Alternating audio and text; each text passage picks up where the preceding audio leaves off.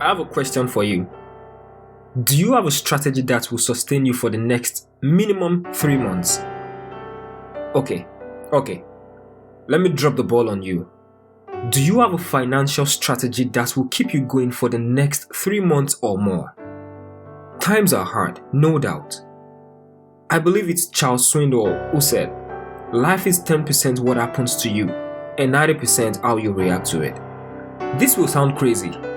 Let's collectively take a deeper dive into this saying, and I'd really love to see your individual perspective in the comment section below. So going over it one more time, and let's take it bit by bit. Life is 10% what happens to you.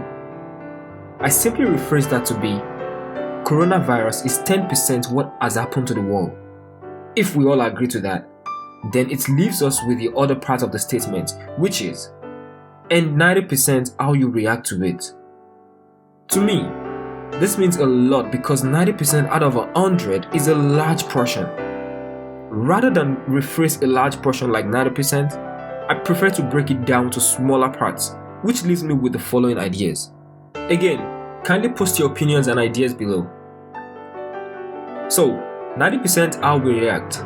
That could mean how we are staying home and isolated, how we're staying strong mentally and physically, could be how we are keeping a safer environment, especially in countries with security and economic challenges, or maybe how we are enduring the hard times, as it may affect each and every one of us on a different level. The most important factor that's drawing my attention at this time is how we are actually all doing financially. You see, all around the world right now, I believe one key factor that would give a number of us rest, confidence, and hopes for a better future is financial stability. When we have the notion that, come rain or sunshine, we have the financial capacity to feed ourselves and families in the midst of this pandemic, then we might have solved a large portion of the problem that the lockdown is bringing. You and I know for sure that I'm not here to give you money, but I certainly know that what I'm about to give you will go a longer way than handing you a check. And I'm sure someone would say, "Olawale, give me the check first."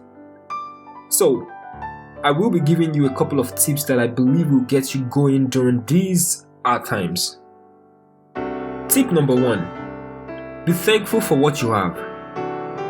The one thing I've learned in this short life I've lived is to always be grateful for what I have, because someone somewhere is living on half of that or even lower than half, and yet he or she is still happy. Now, this is not to make you settle for less, but to bring to your attention how precious what you have is, no matter how small or big it may be. That leads me to the second tip, which is make a plan for your money. We are all familiar with the phrase, "He who fails to plan, plans to fail." Well, this is the time to consider using this philosophy. You don't want to be caught unguarded, so I plead with you to critically analyze your finances. You need to know what your stand is financially, not only for today, but for the next 3 months. If it needs writing or using a software for this, please do. A good way to start is to create a table of income and expenses. You really need to be true to yourself and yourself alone. And this leads me to my last tip, which is know what you want, what you need, and what is an important need to you. Personally, I believe it's not so much of what we have that matters, but to make great use of what we have, big or small notwithstanding. This means, after analyzing your financial status and stand, you need to scrutinize your list by being frugal.